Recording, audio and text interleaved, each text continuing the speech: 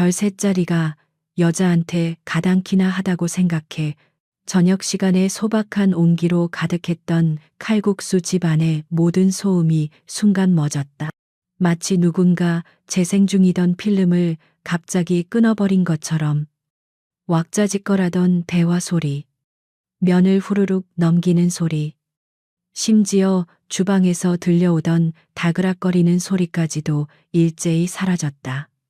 시간은 얼어붙었고 공기는 칼날처럼 날카로워졌다. 사람들의 시선은 모두 한 곳으로 향했다. 그곳에는 이제 막 파편처럼 흩어진 평화의 중심에 서 있는 두 사람이 있었다. 한 명은 이제 막 세상을 향해 조롱을 뱉어낸 남자, 박민준 대령이었다. 그의 얼굴에는 자신의 말이 불러일으킨 파장을 즐기는 듯한 오만한 미소가 걸려 있었다. 그는 자신의 권위가 이 작은 공간을 완벽하게 지배하고 있다는 사실에 만족감을 느끼는 듯 보였다. 그의 옆에 앉은 젊은 장교들은 안절부절 못하며 이 끔찍한 상황에 어떻게 대처해야 할지 몰라 시선만 허공에 던지고 있었다. 그리고 다른 한 명은 그 조롱의 표적이 된 여자, 이수연이었다. 그녀는 구석진 자리에 조용히 앉아 있었다. 눈에 띄지 않는 수수한 차림새, 화장기 없는 얼굴, 그리고 그저 저녁 식사를 하러 온 평범한 사람처럼 보이는 모습. 그녀는 박 대령의 모욕적인 말을 정면으로 받았음에도 불구하고 놀라거나 분노하는 기색 없이 그저 조용히 그를 응시하고 있었다.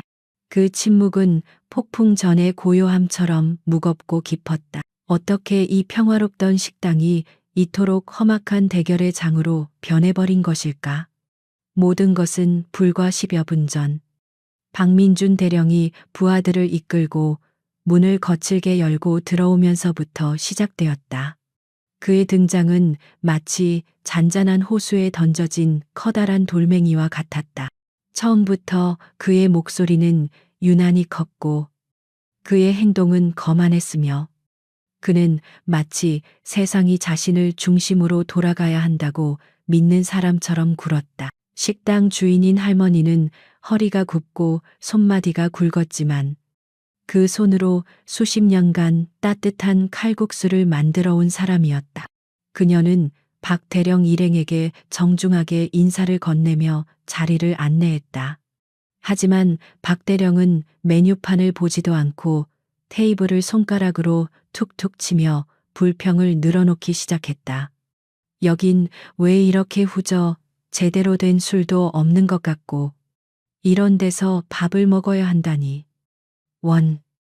그의 무례한 태도에 식당 안에 다른 손님들이 눈살을 찌푸렸지만 누구 하나 감히 나서서 말을 하지는 못했다. 군부대 근처의 식당이었기에 저들이 군인이라는 것, 그리고 그중 중심에 앉은 남자가 높은 계급의 간부라는 것을 어림짐작할 수 있었기 때문이다. 권력 앞에서 평범한 사람들은 그저 침묵하는 법을 배울 뿐이었다. 박 대령의 부하들 역시 그의 비위를 맞추기 위해 억지 웃음을 지으며 거들었다. 역시 대령님은 이런 서민적인 곳은 어울리지 않으십니다. 한 젊은 대위가 아첨하듯 말했다. 그 말에 박 대령은 더욱 의기양양해져서 목소리를 높였다. 그는 음식을 주문하는 과정에서도 사사건건 트집을 잡았다. 김치가 맛이 없네. 물이 시원하지 않네 하며 할머니를 하인 부리듯 대했다. 할머니는 그저 죄송하다는 말만 반복하며 묵묵히 그의 요구를 들어주었다. 구석자리에서 이 모든 광경을 지켜보던 이수연은 조용히 미간을 좁혔다. 그녀는 오늘 비공식적으로 근처 부대를 시찰하고 돌아가는 길이었다. 격식과 의전을 벗어나 조용히 병사들의 삶을 보고 싶었기에 수행원도 없이 평범한 옷차림으로 혼자 움직이는 중이었다. 저녁을 해결하기 위해 우연히 들른 이 작은 식당에서 그녀는 군인의 품위를 심각하게 손상시키는 장면을 목격하고 있었다. 그녀는 처음에는 개입할 생각이 없었다. 군 조직이 아무리 엄격하다고 해도 사회에 나와 있는 모든 군인의 행동을 일일이 통제할 수는 없는 노릇이었다. 하지만 박대령의 행동은 도를 넘어서고 있었다. 그는 약한 노인을 상대로 자신의 권력을 과시하며 인격을 모독하고 있었다. 그것은 단순히 무례한 행동이 아니라 군인이 가져야 할 최소한의 명예와 규율을 스스로 내던지는 행위였다. 결정적인 순간은 박대령이 할머니의 어깨를 거칠게 밀치면서 찾아왔다.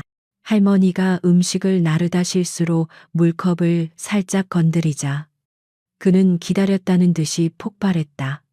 이 노인네가 진짜 지금 나한테 물을 튀기려고 했어. 어디서 못된 것만 배워가지고. 그의 고함 소리에 할머니는 겁을 먹고 몸을 움츠렸다. 그 순간 더 이상은 지켜볼 수 없다고 판단한 수연이 자리에서 일어났다. 그녀는 박대령에게 다가가 차분하지만 단호한 목소리로 말했다. 선생님, 행동이 과하십니다. 어르신께 사과하십시오. 그녀의 목소리는 크지 않았지만 이상하게도 식당 안의 모든 사람들의 귀에 똑똑히 밝혔다. 갑작스러운 방해에 박대령은 잔뜩 찌푸린 얼굴로 그녀를 돌아보았다. 그는 위아래로 그녀를 훑어보며 경멸의 빛을 숨기지 않았다. 뭐야? 당신은 지금 나한테 설교하는 거야. 박대령의 목소리에는 비웃음이 가득했다. 그는 수연의 평범한 옷차림과 조용한 태도를 보고 그녀를 완전히 무시하기로 작정한 듯했다. 그에게 그녀는 그저 주제도 모르고 정의로운 척 나서는 평범한 아줌마에 불과했다. 그의 부하들도 덩달아 킥킥거리며 그녀를 비웃었다. 수연은 그의 무례한 시선에도 전혀 동요하지 않았다. 그녀는 다시 한번 이번에는 더욱 힘을 주어 말했다. 군인이라면 군인답게 행동하십시오. 국민을 보호해야 할 군인이 약한 노인을 괴롭히는 것은 부끄러운 일입니다. 당장 사과하세요. 군인이라는 단어가 그녀의 입에서 나오자 박대령의 표정이 순간 굳어졌다. 그는 그녀가 자신들의 신분을 알고 있다는 사실에 자존심이 상한 듯했다. 박대령은 실소를 터뜨렸다. 군인하, 당신이 군대에 대해 뭘 안다고 짓거리는 거야. 내가 누군지 알아. 나 이 부대 연대장. 박민준 대령이야. 어디서 감히 일개 민간인 여자가 군인에게 명령질이야. 그는 자신의 계급장을 손가락으로 가리키며 위세를 부렸다.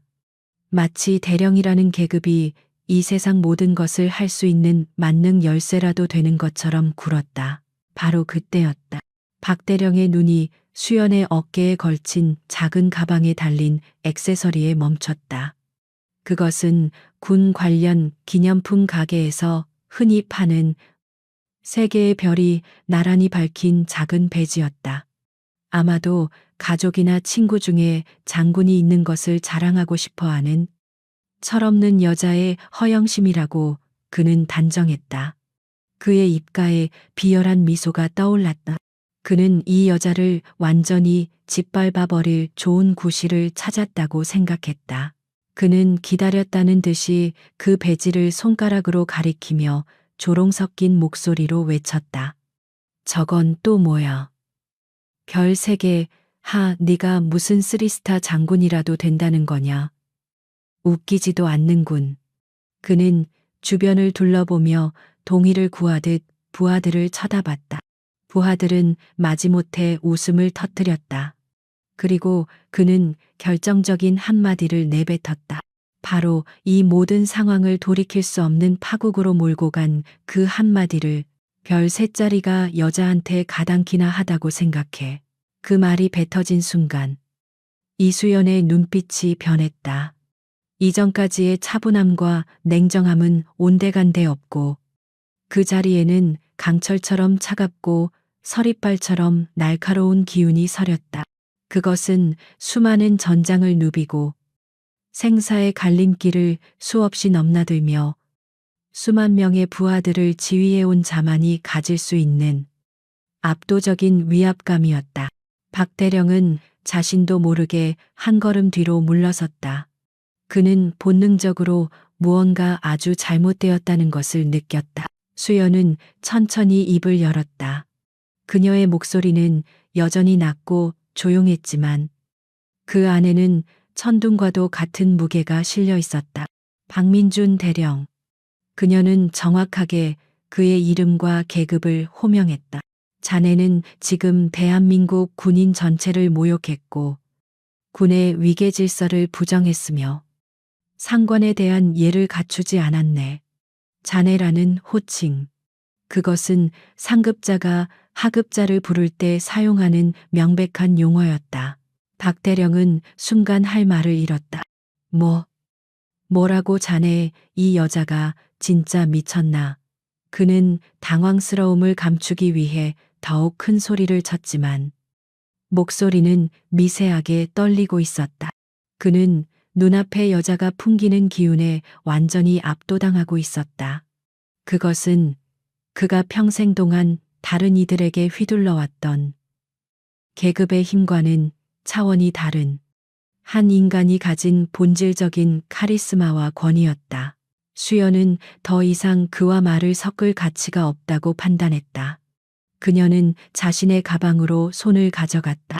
박 대령과 그의 부하들은 숨을 죽이고 그녀의 손을 지켜보았다. 그녀가 꺼낸 것은 지갑이었다. 그녀는 지갑을 열어 그 안에서 작은 신분증 하나를 꺼내 테이블 위에 가만히 내려놓았다. 그곳에 있는 모든 사람들이 볼 수 있도록. 그것은 푸른색 바탕의 대한민국 장교 신분증이었다. 증명사진 속에는 지금 눈앞의 여자와 똑같은 얼굴이, 그러나 머리를 단정하게 올리고 별 3개가 밝힌 전투복을 입은 채 정면을 응시하고 있었다. 그리고 그 아래에는 선명한 글씨로 그녀의 신분이 적혀 있었다. 육군본부, 작전사령부, 부사령관, 계급 중장, 성명 이수연. 세상의 모든 소리가 다시 한번 완벽하게 사라졌다. 박대령의 눈은 믿을 수 없다는 듯이 신분증과 수연의 얼굴을 번갈아 쳐다보았다. 그의 입이 멍하니 벌어졌고 오만함으로 가득했던 얼굴은 순식간에 새하얗게 질려버렸다. 그는 다리가 풀려 휘청거렸고 옆에 있던 테이블을 간신히 붙잡고 몸을 지탱했다. 그의 뇌는 이 비현실적인 상황을 제대로 인지하지 못하고 있었다. 함께 있던 부하 장교들의 반응은 더욱 극적이었다. 그들은 거의 비명을 지를 뻔한 것을 간신히 참았다. 그들은 자신들의 눈을 의심하며 서로를 쳐다보다가 이내 공포에 질린 얼굴로 바닥만 내려다보았다. 그들은 방금 자신들의 직속상관이 대한민국 육군에서 손꼽히는 최고 2급 지휘관 중 한 명에게, 그것도 여군이라는 이유로 끔찍한 모욕을 저지르는 장면을 바로 옆에서 지켜보고 동조했다. 그들의 군 생활은 이제 끝났다고 봐도 무방했다. 식당 주인 할머니와 다른 손님들은 어리둥절한 표정으로 상황을 지켜보고 있었다. 그들은 신분증에 적힌 계급이 얼마나 높은 것인지는 정확히 몰랐지만 대령을 자네라고 부르고 그 대령이 저렇게 사색이 되어 벌벌 떠는 것을 보니 저 조용하던 여성이 상상을 초월하는 대단한 인물이라는 것쯤은 짐작할 수 있었다. 그들의 눈에는 경외감이 서리기 시작했다. 수연은 차가운 눈으로 박 대령을 응시하며 마지막 선고를 내리듯 말했다. 박민준 대령. 자네는 군인으로서의 명예를 스스로 내던졌다. 지금 이 순간부터 모든 지휘권을 박탈한다. 또한 상관 모욕 및 군 기강문란의 죄를 물어 긴급 체포를 명한다. 그녀의 말 한마디 한마디는 비수처럼 나라와 박 대령의 심장에 박혔다. 그는 아무런 말도 하지 못하고 그저 입만 뻐끔거렸다. 수연은 박 대령의 부하들을 향해 고개를 돌렸다. 그녀의 시선이 닿자 그들은 마치 감전이라도 된 것처럼 허리를 꼿꼿이 세우고 부동자세를 취했다. 자네들은 상관의 잘못된 행동을 바로잡지 못하고 동조한 죄가 크다. 즉시 부대로 복귀하여 대기하도록 추후 징계위원회를 통해 정식으로 처벌받게 될 것이다. 네, 네, 알겠습니다. 그들은 거의 울음 섞인 목소리로 복창했다. 그들에게는 이제 선택의 여지가 없었다. 그들은 도망치듯 식당을 빠져나갔다. 텅 빈 식당에는 이제 수연과 완전히 넋이 나간 박대령, 그리고 이 모든 상황을 멍하니 지켜보는 사람들만 남았다. 평범했던 저녁 식사 자리는 한 사람의 오만함으로 인해 돌이킬 수 없는 심판의 장으로 변해버렸다. 이수연 중장의 선고와도 같은 말이 칼국수 집의 탁한 공기를 갈랐다. 그 순간 박민준 대령은 자신의 귀를 의심했다. 지휘권 박탈, 상관 모욕죄, 긴급 체포. 그가 평생을 바쳐 쌓아 올린 군 경력 동안 단 한 번도 자신과 연관지어 생각해 본 적 없는 단어들이었다. 그것들은 늘 나태하고 무능한 부하들에게나 해당되는 그가 징벌의 도구로 사용하던 말들이었다. 하지만 지금 그 단어들은 날카로운 칼이 되어 그의 심장을 겨누고 있었다. 그는 반사적으로 무언가 변명이라도 하려고 입을 열었지만 아무런 소리도 나오지 않았다. 눈앞에 서 있는 여성. 아니, 대한민국 육군 중장의 서늘한 눈빛 앞에서 그의 모든 오만과 허세는 한낱 먼지처럼 힘을 잃었다. 그녀의 눈은 그가 지금까지 마주했던 그 어떤 상관의 눈보다도 깊고 무거웠다. 이수연은 더 이상 박 대령에게 시선을 주지 않았다. 그는 이미 그녀의 안중에서 처리해야 할 사안으로 격화된 존재일 뿐이었다. 그녀는 다시 휴대폰을 들고 짧게 통화 버튼을 눌렀다. 신호는 2번 이상 가지 않았다. 수화기 너머로 절도 있는 목소리가 들려왔다. 그녀는 주소를 간결하게 말하고는 상황을 요약했다. 박민준 대령. 상관 모욕 현행범으로 체포 예정. 즉시 헌병대 출동 바람. 그녀의 목소리에는 어떤 감정도 실려 있지 않았다. 분노도, 통쾌함도, 그 어떤 사적인 감정도 배제된 채 오직 군의 규율과 절차에 따른 임무 수행의 목소리만이 존재했다. 이것이 바로 이수연이라는 군인이었다. 그녀에게 군대는 단순한 직장이 아니라 국가를 지탱하는 가장 중요한 기강 그 자체였다. 그리고 그 기강을 무너뜨리는 행위는 그것이 누구든 용납될 수 없는 반역과도 같았다. 그녀가 종종 이렇게 평범한 옷차림으로 부대 주변을 둘러보는 데에는 이유가 있었다. 보고서에 적힌 건조한 활자나 의전으로 포장된 시찰에서는 결코 볼 수 없는 군의 진짜 얼굴을 보고 싶었기 때문이다. 병사들이 실제로 어떤 음식을 먹고 간부들이 부대 밖에서 어떤 모습으로 국민을 대하는지 그 맨얼굴을 직접 확인하는 것이 지휘관의 가장 중요한 책무 중 하나라고 그녀는 믿었다. 그녀는 수많은 진짜 얼굴들을 보아왔다. 휴가를 나와서도 노인을 돕는 늠름한 청년 병사, 자신의 월급을 쪼개 어려운 전우를 돕는 마음, 따뜻한 부사관. 그런 긍정적인 모습들은 그녀에게 군에 대한 자부심을 심어주었다. 하지만 오늘 박민준 대령이 보여준 모습은 그 모든 자부심을 한순간에 무너뜨리는 군의 명예에 먹칠을 하는 가장 추악한 민낯이었다. 박 대령 같은 존재가 단지 한 명의 인격 파탄자로 끝나는 것이 아님을 그녀는 잘 알고 있었다. 저런 오만한 지휘관 아래에서 복무하는 병사들은 정당한 대우를 받지 못할 것이고 부대의 사기는 떨어질 것이며 결국 전투력 손실로 이어질 것이다. 여성이라는 이유만으로 동료 군인을 그것도 상관을 모욕하는 저급한 인식이 군 내에 퍼져나가는 것을 방치한다면 그것은 군의 근간을 썩게 만드는 암적인 요소가 될 터였다. 그녀의 이런 깊은 생각과는 달리 박민준 대령의 머릿속은 오직 한 가지 생각으로 가득 차 있었다. 어떻게 이런 일이.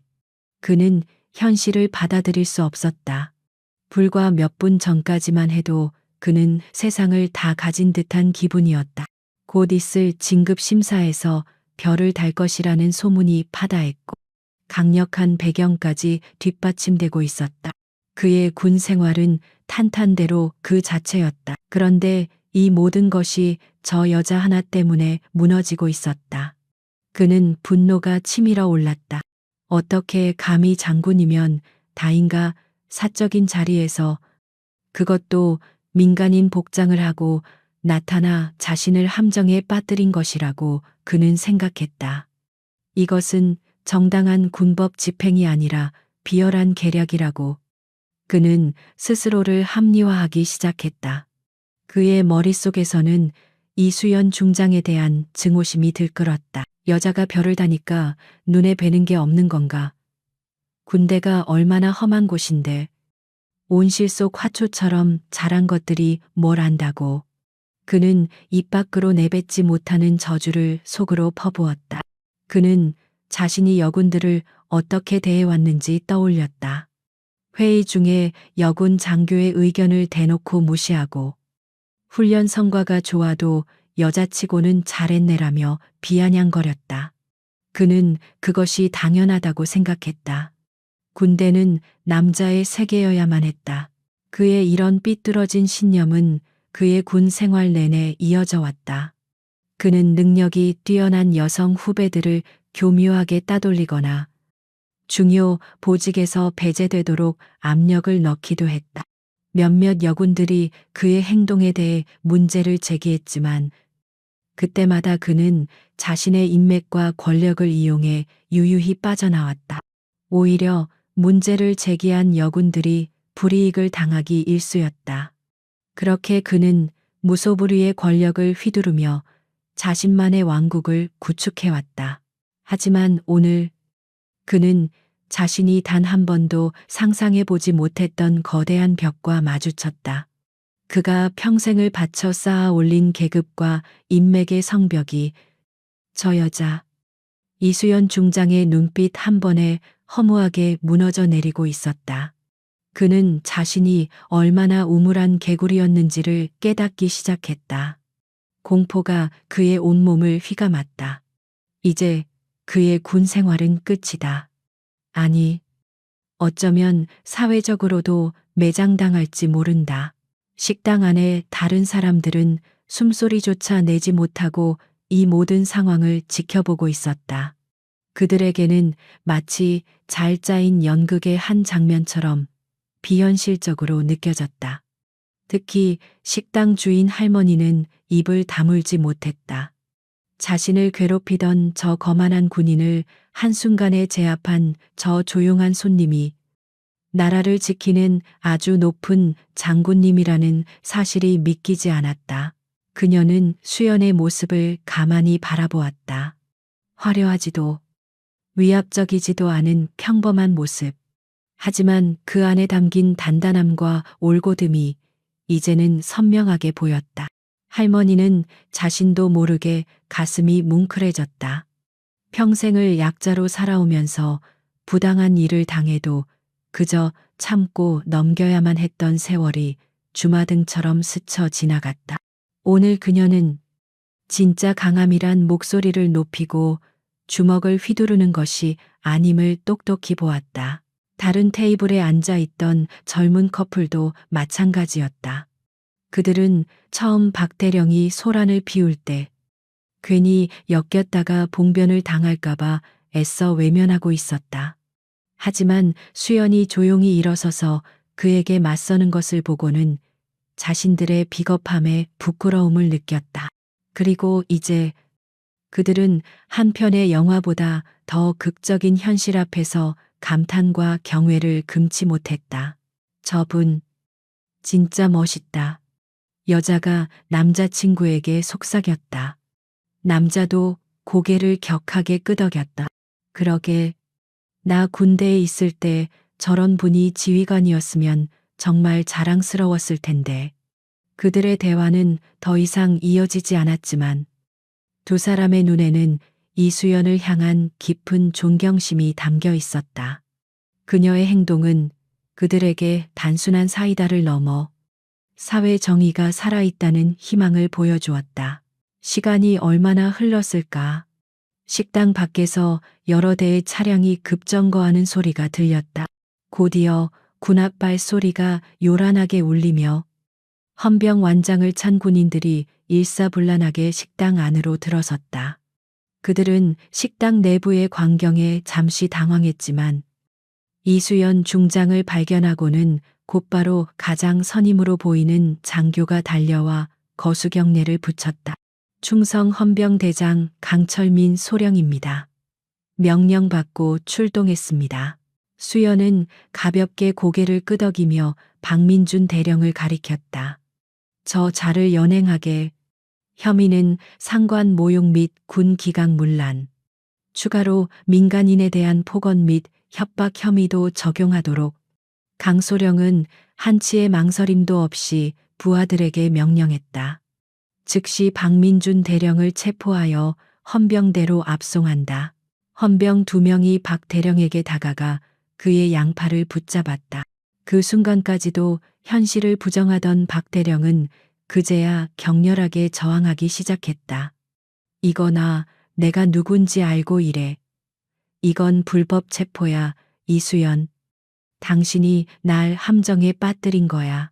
그는 미친 사람처럼 소리를 질렀지만 단련된 헌병들의 소나귀에서 벗어날 수는 없었다. 수연은 그 추한 모습을 차가운 눈으로 지켜볼 뿐이었다. 그녀는 강소령에게 말했다. 여기 계신 식당 주인과 손님들의 진술을 확보하게. 그리고 오늘 저 대령과 동석했던 장교들의 신원도 파악해서 보고하도록. 한 명도 빠짐없이 엄중하게 조사해야 할 걸세. 그녀의 지시는 빈틈이 없었고 강소령은 그저 명심하겠습니다. 라고 대답할 뿐이었다. 결국 박민준 대령은 수갑이 채워진 채 헌병들에게 무력하게 끌려나갔다. 그가 식당을 나서는 마지막 순간까지도 그의 입에서는 이수연을 향한 저주와 욕설이 멈추지 않았다. 하지만 그 소리는 이제 그 누구에게도 위협이 되지 못하는 패배자의 공허한 울부짖음일 뿐이었다. 한때 하늘을 찌를 듯했던 그의 권세는 그렇게 한 그릇의 칼국수 앞에서 처참하게 끝장났다. 모든 소동이 끝나자 식당 안에는 다시 정적이 흘렀다. 이수연은 식당 주인 할머니에게 다가가 허리를 숙였다. 어르신, 소란을 피워 죄송합니다. 그리고 많이 놀라셨을 텐데 괜찮으십니까? 그녀의 목소리는 조금 전 박 대령을 심판하던 냉엄한 지휘관의 목소리가 아닌 따뜻하고 부드러운 음성이었다. 할머니는 떨리는 손으로 수연의 손을 맞잡았다. 아닙니다. 장군님, 오히려 감사드립니다. 정말로 감사드립니다. 할머니의 눈가에 이슬이 맺혔다. 수연은 그런 할머니의 손을 가만히 다독여 주었다. 그리고는 계산대로가 자신의 식사 비용과 함께 박 대령 일행이 어질러 놓은 테이블의 음식값까지 모두 계산했다. 그녀는 어떤 특별 대우도 원치 않는다는 듯 자신의 할 일을 묵묵히 마쳤다. 그녀의 뒷모습에서 사람들은 진정한 군인의 품격과 무게를 느낄 수 있었다. 박민준 대령이 헌병대의 차디찬 차량 속으로 사라지고 그의 마지막 발악과도 같던 욕설이 밤 공기 속으로 흩어졌다. 식당을 가득 채웠던 극도의 긴장감이 서서히 걷히자 그 자리에 남은 사람들은 마치 긴 꿈에서 깨어난 듯한 표정으로 서로를 마주 보았다. 모든 것이 너무나 순식간에, 그리고 너무나 압도적으로 일어났다. 평범한 저녁 식사 자리라고는 믿을 수 없는 사건이었다. 이수연은 마지막으로 식당 내부를 한번 둘러보았다. 헌병들의 군합발에 엉망이 된 바닥, 박대령이 엎지른 음식물, 그리고 여전히 겁에 질린 사람들의 얼굴. 그녀는 조용히 식당 주인 할머니에게 다시 한번 고개를 숙였다. 오늘 영업은 힘드시겠습니다. 피해를 본 부분에 대해서는 군 차원에서 정식으로 보상해 드리겠습니다. 잠시 후 담당자가 다시 찾아뵐 겁니다. 그녀의 말은 군더더기 없이 깔끔했지만 그 안에는 피해자에 대한 배려와 책임감 있는 지휘관의 자세가 고스란히 담겨 있었다. 할머니는 그저 고개를 저으며 그녀의 손을 다시 잡을 뿐이었다. 아닙니다. 장군님, 이런 일은 괜찮습니다. 속이 다 시원한데요. 뭘? 할머니의 주름진 얼굴에 비로소 옅은 미소가 번졌다. 그 미소는 수연에게 그 어떤 칭찬보다 더 큰 의미로 다가왔다. 수연은 더 이상 머물지 않고 조용히 식당을 나섰다. 밖은 이미 완전히 어두워져 있었고 차가운 밤 공기가 그녀의 뺨을 스쳤다. 그녀가 떠나는 뒷모습을 식당 안의 모든 사람들이 창문을 통해 경외의 눈빛으로 지켜보고 있었다. 그들은 오늘 밤 단순히 높은 계급의 군인을 본 것이 아니었다. 그들은 사회적 약자의 편에 서서 불의에 맞서는 진정한 리더의 모습을 목격했다. 한편 헌병대 차량의 뒷좌석에 구겨지듯 앉아있는 민준 대령은 전혀 다른 세상에 있었다. 차가운 금속 수갑이 그의 손목을 조여왔고 창밖으로 빠르게 스쳐 지나가는 도시의 불빛은 마치 그의 추락하는 인생을 조롱하는 듯했다. 그는 믿을 수가 없었다. 아니, 믿고 싶지 않았다. 이 모든 것이 악몽이기를 바랐다. 그의 머릿속은 거대한 혼돈의 소용돌이였다. 분노, 당혹감, 굴욕감, 그리고 아주 희미하게 피어오르는 공포.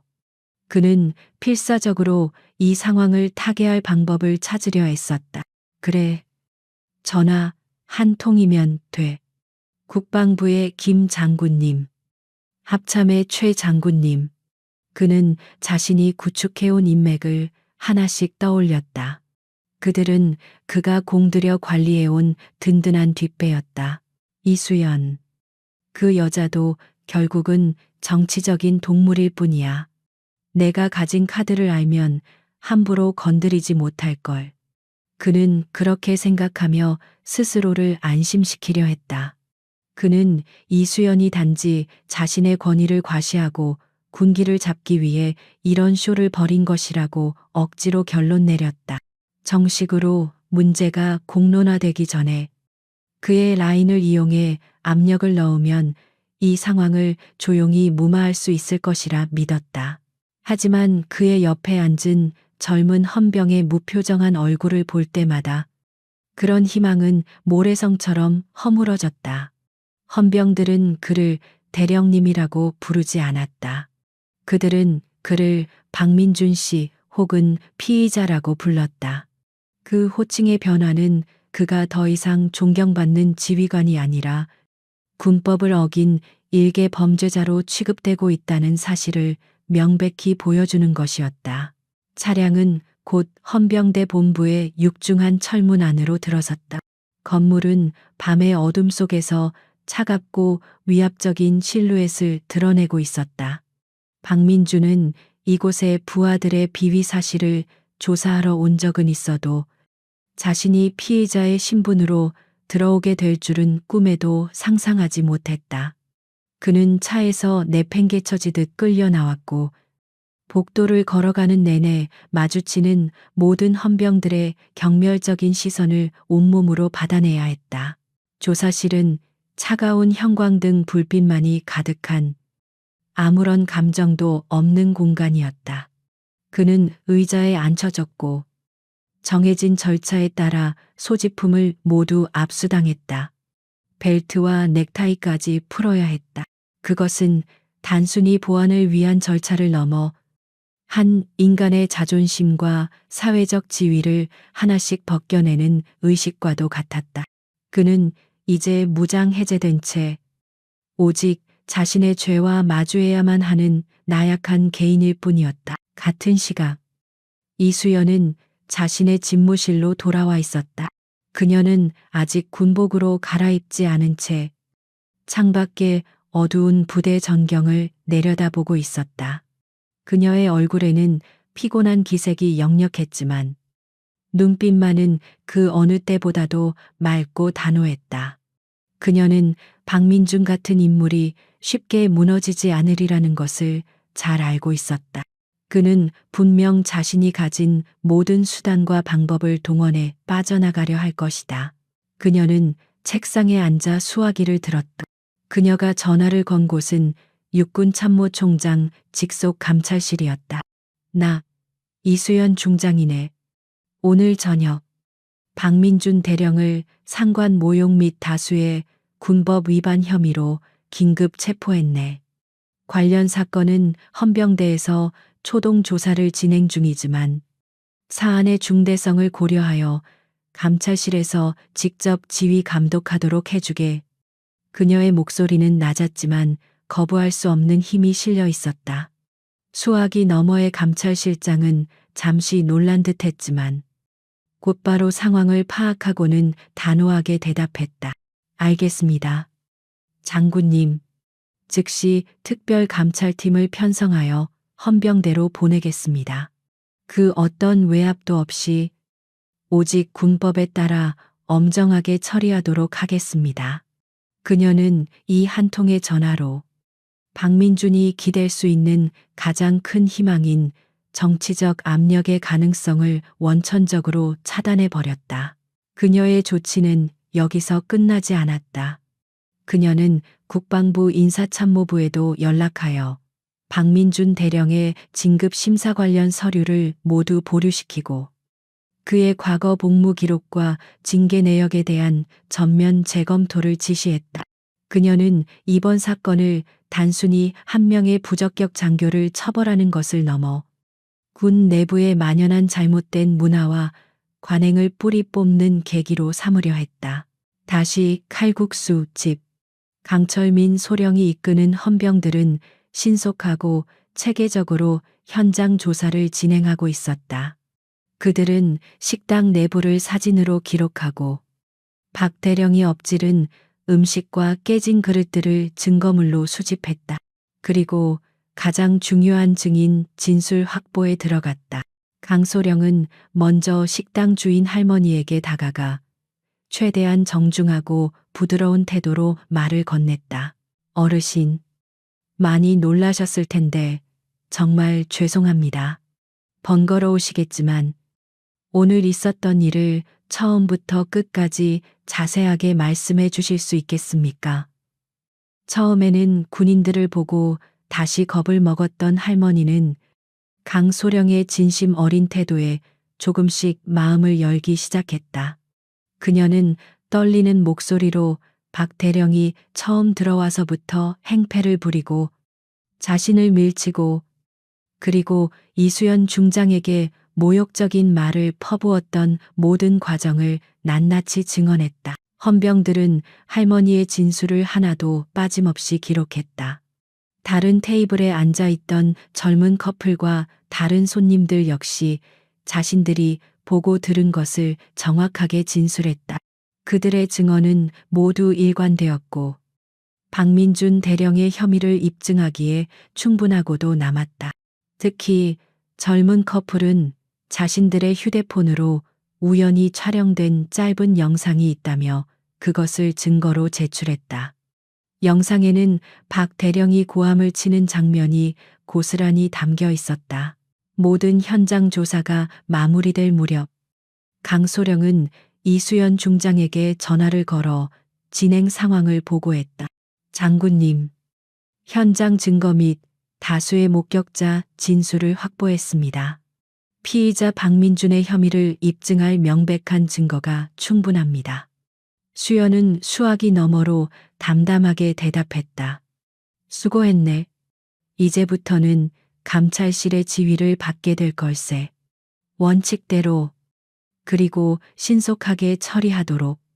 전화를 끄는 강소령은 부하들을 보며 나지막이 말했다. 이제부터 진짜 시작이다. 모두 정신 똑바로 차려. 이번 사건은 대한민국 육군의 명예가 걸린 일이다. 그의 말에 젊은 헌병들의 눈빛이 굳건해졌다. 그들은 오늘 밤 단순한 사건 조사가 아니라 썩어빠진 군의 환부를 도려내는 중요한 수술의 첫 메스를 잡았다는 사실을 직감하고 있었다. 그리고 그 수술의 집도인은 바로 별 3개의 무게를 짊어진 여성 지휘관 이수연 중장이었다. 시간은 멈춘 듯 흘렀다. 차가운 조사실 안에서 박민준 대령은 벽에 걸린 시계의 초침 소리만이 유일한 소음인 공간에 갇혀 있었다. 수갑은 풀렸지만 사방이 막힌 이 작은 방은 그에게 더 큰 족쇄처럼 느껴졌다. 처음에는 분노와 배신감으로 들끓던 그의 머릿속은 시간이 지나면서 점차 냉정한 계산으로 바뀌어 가고 있었다. 그는 생각했다. 이수연이 아무리 중장이라고 해도 현역 대령을, 그것도 명백한 증거도 없이 하룻밤 사이에 끝장낼 수는 없을 것이라고. 식당에서 있었던 일은 결국 사적인 말다툼 수준이다. 약간의 폭언과 신체 접촉이 있었을 뿐, 무기를 사용하거나 군사 기밀을 누설한 것 같은 중죄는 아니었다. 그는 이 사건을 최대한 개인 간의 사소한 마찰로 축소시켜야 한다고 판단했다. 그는 변호사를 선임하고 언론의 이수연 중장이 자신의 권력을 남용하여 무고한 장교를 핍박하고 있다는 식으로 여론을 형성할 계획까지 세웠다. 그는 다시 자신감을 되찾기 시작했다. 그래, 아직 끝나지 않았다. 이깟 위기쯤은 그의 화려한 경력의 작은 흠집 정도로 막아낼 수 있을 터였다. 그가 그런 계산을 마치고 있을 때 조사실의 철문이 열렸다. 들어온 사람은 헌병대장 강철민 소령과 그보다 나이가 더 들어 보이는 중년의 장교였다. 중년 장교의 군복에는 육군 본부 감찰실을 상징하는 휘장이 선명하게 박혀 있었다. 그는 아무런 표정 없는 얼굴로 박민준의 맞은편에 앉았다. 그의 눈빛은 모든 것을 꿰뚫어 보는 듯 날카로웠다. 강소령은 그의 옆에서 조용히 서류를 펼쳐놓았다. 본인은 감찰실 소속 윤지원 중령이요. 윤 중령이 낮은 목소리로 자신의 신분을 밝혔다. 지금부터 박민준 대령의 군법 위반 혐의에 대한 공식 조사를 시작하겠소. 박 대령은 묵비권을 행사할 수 있고 변호사의 조력을 받을 권리가 있음을 미리 고지하는 바이오. 그의 말투는 기계처럼 정확하고 냉정했다. 박민준은 기다렸다는 듯이 입을 열었다. 그는 최대한 억울하고 피해를 본 사람처럼 목소리를 꾸몄다. 이건 명백한 권력 남용입니다. 이수연 중장께서는 자신의 신분을 처음부터 밝히지 않았고 민간인 복장으로 저를 도발했습니다. 저는 그분이 민간인인 줄로만 알고 대응했을 뿐입니다. 만약 그분이 처음부터 군인, 그것도 장군이셨다는 걸 알았다면 제가 어찌 그런 무례를 범했겠습니까? 그의 변명은 치밀하게 계산된 것이었다. 그는 모든 책임을 이수연에게 돌리면서 자신은 단지 오해의 희생양일 뿐이라고 주장했다. 그는 윤 중령이 자신의 말에 어느 정도 동요할 것이라고 기대했다. 군 조직의 생리를 아는 사람이라면 상급자가 일부러 신분을 숨기고 하급자를 시험하는 듯한 상황을 만드는 것에 대해 비판적인 시각을 가질 수 있기 때문이었다. 하지만 윤지원 중령의 표정에는 아무런 변화도 없었다. 그는 박민준의 말을 끝까지 들은 뒤 옆에 있는 강소령에게 눈짓했다. 강소령은 서류 뭉치 하나를 테이블 위로 밀었다. 이것은 어젯밤 사건 현장에 있었던 민간인 증인들의 진술서입니다. 총 5명의 증인이 박대령께서 식당 주인에게 폭언을 하고 밀쳤으며 이수연 중장님께 성차별적인 발언을 포함한 심각한 모욕을 가했다고 일관되게 진술하고 있습니다. 박민주는 콧방귀를 뀌었다. 민간인들이 뭘 알겠습니까? 군대도 모르는 사람들이 분위기에 휩쓸려 과장되게 진술했을 수도 있는 일입니다. 그런 건 증거가 될 수 없습니다. 그는 애써 태연한 척하며 진술서들을 평가절하했다. 하지만 그의 손끝은 미세하게 떨리고 있었다. 윤중령은 그의 반응을 예상했다는 듯 다음 자료를 내밀었다. 이번에는 작은 태블릿 PC였다. 강소령이 화면을 터치하자 영상 하나가 재생되었다. 시끄러운 식당 내부를 배경으로 박민준 자신이 고래고래 소리를 지르는 모습이 고스란히 담겨 있었다. 어디서 감히 여자가 당장 그 입 닥치지 못해 그의 추악한 목소리가 조사실 전체에 울려 퍼졌다. 박민준의 얼굴이 순식간에 굳어졌다. 영상은 길지 않았지만 그의 폭력적인 언행을 입증하기에는 충분했다. 그는 누가 감히 자신을 촬영했는지 생각하며 분노했지만 이제 와서 그런 것은 중요하지 않았다. 빼도 박도 못할 증거가 그의 눈앞에 펼쳐진 것이다. 그의 이마에 식은땀이 배어 나오기 시작했다. 영상까지 있을 줄은 몰랐군. 윤중령이 나지막이 말했다. 그의 목소리에는 희미한 조소가 섞여 있는 듯했다. 세상이 많이 변했소. 박 대령. 이제는 누구나 손안에 녹화장치 하나쯤은 들고 다니는 시대란 말이오. 그는 잠시 말을 끊었다가 결정타를 날리듯 말을 이었다. 하지만 이건 시작에 불과하오. 그 순간 다른 조사실에서는 박민준 대령과 함께 있었던 젊은 장교들이 각각 조사를 받고 있었다. 그들은 박 대령처럼 기댈 만한 라인도 빠져나갈 만한 뻔뻔함도 가지고 있지 않았다. 그들은 자신들의 군 생활이 이대로 끝날지도 모른다는 극심한 공포에 떨고 있었다.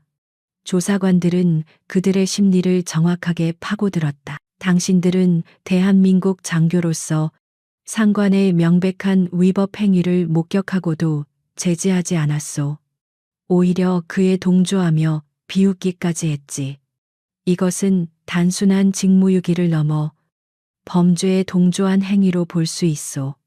만약 끝까지 입을 다물고 상관을 비호하려 든다면 당신들 역시 이번 사건의 공범으로 가중 처벌을 받게 될 것이오. 조사관의 말은 젊은 장교들의 마지막 남은 의리마저 산산조각냈다. 그들은 서로 눈치를 보다가 결국 모든 것을 털어놓기 시작했다. 특히 박 대령에게 아첨하던 젊은 대위는 자신의 죄를 조금이라도 덜어보려는 듯이 박 대령이 평소에도 얼마나 여군들을 무시했는지, 부하들을 상대로 어떤 폭언을 일삼았는지에 대해 상세하게 진술했다. 그는 거의 울먹이며 말했다. 저는 정말 말리고 싶었습니다. 하지만 대령님이 너무 무서워서 평소에도 자신의 말을 거역하면 가만두지 않겠다고 협박하셨습니다.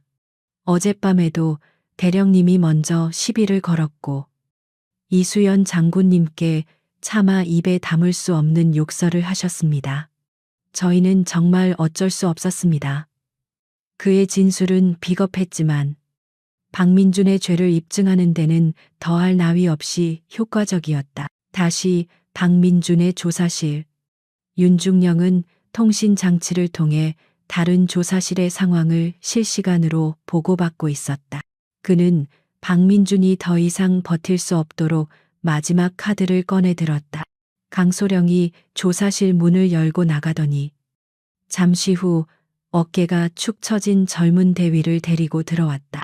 대위는 감히 박민준과 눈을 마주치지 못하고 고개를 푹 숙이고 있었다. 박민준은 자신의 부하가 왜 이곳에 들어왔는지 이해하지 못하고 혼란스러운 표정을 지었다. 윤중령이 대위를 향해 물었다. 김 대위, 자네가 방금 진술한 내용을 피의자 박민준 앞에서 다시 한번 정확하게 말해보게. 김 대위는 잠시 망설이더니 결국 모든 것을 체념한 듯 입을 열었다.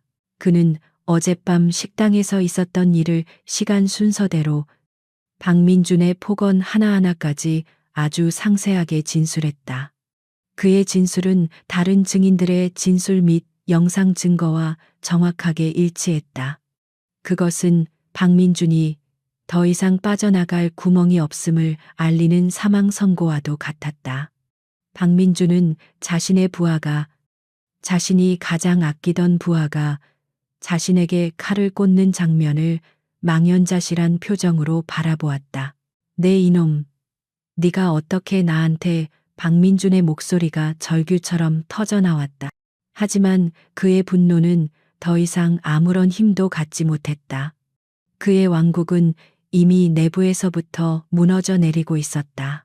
김 대위의 진술이 끝나자 윤중령은 박민준을 향해 차갑게 말했다.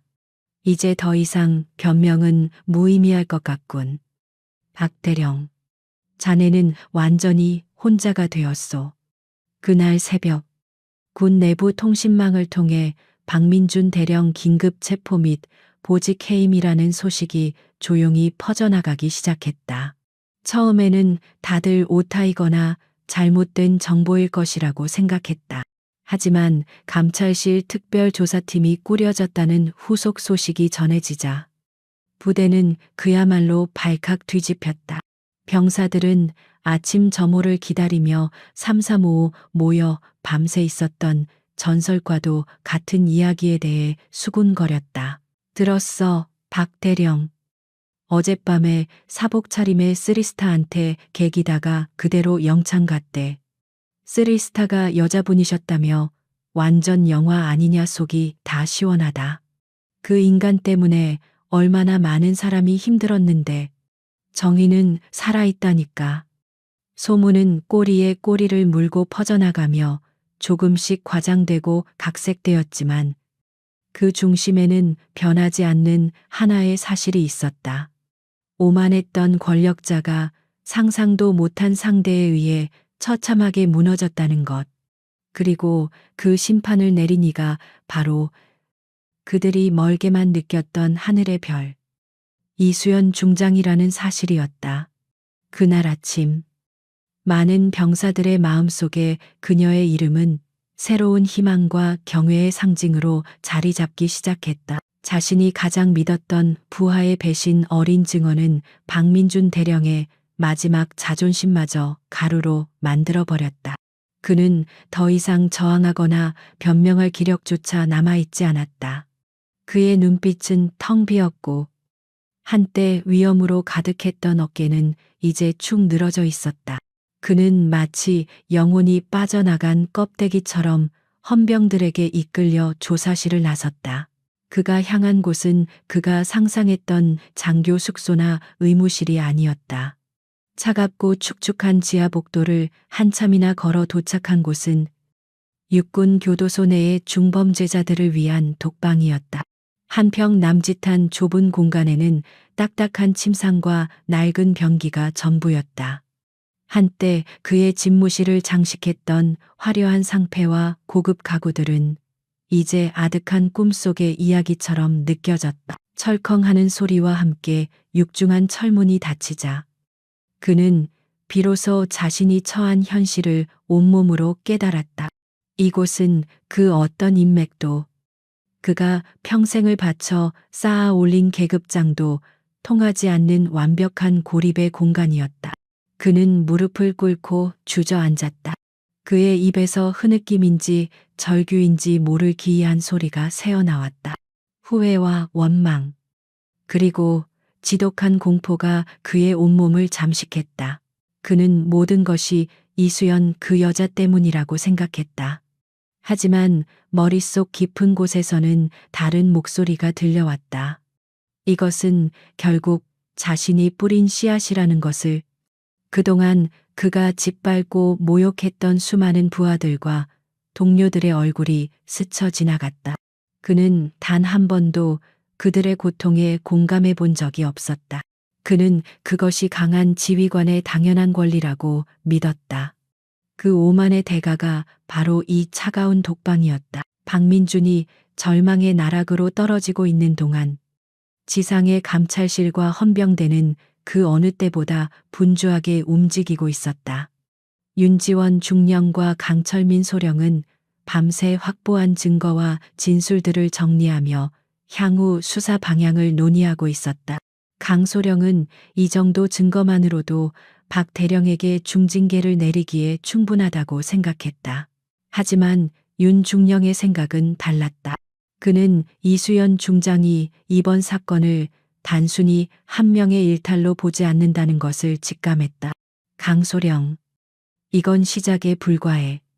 윤 중령이 말했다. 박민준 대령 한 명을 옷 벗기는 걸로 끝낼 일이 아니란 말일세. 이수연 장군님께서 직접 감찰실에 지휘 감독을 맡긴 이유가 뭐라고 생각하나? 그는 책상 위에 놓인 박민준 대령의 인사 기록 카드를 가리켰다. 이 기록을 보게. 지난 10년간 그가 지휘했던 부대에서 제기되었던 수많은 투서와 민원들이 있어. 하지만 번번이 혐의 없음으로 종결되었지. 이건 명백히 그의 배경에 있는 누군가가 비호해줬다는 증거야. 윤 중령의 눈빛이 날카롭게 빛났다. 우리의 임무는 단순히 식당에서 벌어진 소란을 조사하는 것이 아니네. 박민준이라는 인물을 통해 군 내부에 골마 있는 종양을 도려내는 것이야. 그의 과거 비위 사실, 인사 청탁, 그리고 그를 비호해온 세력까지 전부 다 파헤쳐야 하네. 이것이 장군님의 뜻일 걸세. 그의 말에 강소령은 등골이 서늘해지는 것을 느꼈다. 이것은 이제 한 대령 개인의 비위 사건이 아니라 군 전체를 뒤흔들 수도 있는 거대한 스캔들로 번져나가고 있었다. 다음 날 아침, 육군 본부 대회의실에서는 긴급 주요 지휘관 회의가 소집되었다. 회의를 주재한 것은 참모총장이었지만 모두의 시선은 한쪽에 조용히 앉아있는 이수연 중장에게 쏠려 있었다. 박민준 대령의 체포 소식은 이미 모두에게 알려진 상태였다. 몇몇 장군들은 이수연의 조치가 너무 과격했던 것이 아니냐는 듯한 눈빛을 보내기도 했다. 회의가 시작되고 참모총장은 무거운 목소리로 이번 사건을 언급했다. 있어서는 안 될 불미스러운 일이 발생했습니다. 군의 명예가 땅에 떨어졌습니다. 회의실의 분위기는 무겁게 가라앉았다. 바로 그때 이수연이 자리에서 일어나 발언을 요청했다. 모두의 이목이 그녀에게 집중되었다. 그녀는 감정 없는 목소리로 말했다. 이번 사건은 개인의 일탈이 아니라 우리 군 내부에 오랫동안 존재해온 잘못된 문화가 빚어낸 필연적인 결과입니다. 계급을 이용한 사적 폭력, 여성 동료에 대한 조직적인 차별, 그리고 그것을 묵인하고 방조해온 지휘관들의 책임. 이 모든 것이 박민준 대령이라는 인물을 통해 드러났을 뿐입니다. 그녀는 회의실에 앉아있는 모든 지휘관들을 똑바로 응시하며 말을 이었다. 저는 이번 사건을 군의 환부를 도려낼 기회로 삼아야 한다고 생각합니다. 참모총장님께 정식으로 건의드립니다. 군 지휘 문화 개선을 위한 특별대책위원회를 구성하고 전 부대를 대상으로 부조리 실태에 대한 전면적인 조사를 실시해야 합니다. 그녀의 발언은 회의실에 엄청난 파장을 일으켰다. 그것은 단순히 박민준을 처벌하는 것을 넘어 군 전체를 상대로 칼을 빼든 것이나 다름없었다. 몇몇 지휘관들은 난색을 표했지만 참모총장은 깊은 고심 끝에 그녀의 건의를 받아들였다. 이수연의 확고한 의지와 명분 앞에서 그 누구도 감히 반기를 들지 못했다. 그날부로 박민준 사건은 군 전체의 개혁 신호탄이 되었다. 그녀의 선언은 즉시 행동으로 이어졌다. 윤지원 중령이 이끄는 특별감찰팀은 박민준 대령이 거쳐갔던 모든 부대로 파견되었다. 조사관들은 부대의 모든 장병들을 대상으로 익명의 설문조사를 실시하고 1:1 면담을 통해 박 대령의 과거 행적에 대한 증언을 수집하기 시작했다. 처음에는 대부분의 장병들이 입을 열기를 두려워했다. 그들은 박민준이라는 이름이 가진 무게와 그에게 밉보였을 때 돌아올 보복을 너무나 잘 알고 있었다. 조사관들이 아무리 비밀을 보장한다고 약속해도 그동안 뼛속 깊이 새겨진 공포는 쉽게 사라지지 않았다. 조사는 지지부진한 벽에 부딪히는 듯했다. 하지만 변화는 예상치 못한 곳에서 시작되었다. 박민준이 연대장으로 있었던 부대 소속의 한 여군 대위, 최은서 대위가 스스로 감찰실의 문을 두드린 것이다. 그녀는 한때 장래가 촉망되는 유능한 장교였지만 박민준의 눈밖에 난 이후로 계속해서 한직으로만 내몰리며 진급에서 누락되어 왔다. 그녀는 박민준이 회식 자리에서 자신에게 성적인 농담을 하고 신체 접촉을 시도했던 사실을 폭로했다. 그녀가 저항하자 박민준은 그녀를 군 생활도 모르는 뻣뻣한 여자라고 비난하며 그날 이후 사사건건 그녀를 괴롭혔다. 그녀는 정식으로 문제를 제기하려 했지만 주변의 모든 동료들이 그녀를 말렸다. 괜히 나섰다가 너만 다친다는 것이 그 이유였다. 최은서 대위는 오랫동안 절망 속에서 군 생활을 이어왔다. 하지만 이수연 중장의 이야기는 그녀에게 작은 희망의 불씨를 심어주었다. 같은 여성으로서 그리고 불의에 타협하지 않는 지휘관으로서 이수연의 존재는 그녀에게 용기를 주었다. 그녀는 이번이 아니면 영원히 기회는 없을 것이라고 생각했다. 그녀는 조사관 앞에서 떨리는 목소리로 그러나 분명하게 자신의 피해 사실을 증언했다. 그녀는 그동안 몰래 모아두었던 박민준의 폭언이 담긴 녹음 파일과 동료들과 주고받았던 메신저 대화 내용까지 모든 것을 증거로 제출했다. 그녀의 용기 있는 고백은 굳게 닫혀있던 댐의 수문을 연 것과 같았다. 최은서 대위의 증언이 기폭제가 되어 다른 피해자들이 하나둘씩 입을 열기 시작했다. 박민준에게 인사청탁을 위해 뇌물을 건넸던 부사관, 그의 폭언을 견디다 못해 전역을 결심했던 젊은 장교, 그의 지시로 군수품을 빼돌리는데 가담해야 했던 행정관까지 본물처럼 터져나온 증언들은 박민준이라는 인물이 얼마나 부패하고 타락한 군인이었는지를 적나라하게 보여주었다. 박민준은 이제 더 이상 상관 모욕죄라는 하나의 혐의를 받는 피의자가 아니었다. 그는 군이라는 조직 내에서 수년간 온갖 범죄를 저질러온 거대한 괴물이었다. 그리고 이수연 중장이 던진 작은 돌멩이는 그 괴물의 거대한 성을 송두리째 무너뜨리는 거대한 산사태를 일으키고 있었다. 최은서 대위의 용기 있는 증언은 굳게 닫혀있던 두 개 작은 균열과도 같았다. 처음에는 작은 물줄기에 불과했지만 이내 본물처럼 터져나온 다른 피해자들의 증언이 더해지면서 그 균열은 걷잡을 수 없이 커져갔다. 박민준 대령이라는 이름 아래 억눌려왔던 수많은 목소리들이 마침내 세상 밖으로 터져 나오기 시작한 것이다. 육군 교도소의 차가운 독방에 갇혀있는 박민준은 이 모든 사실을 알지 못했다.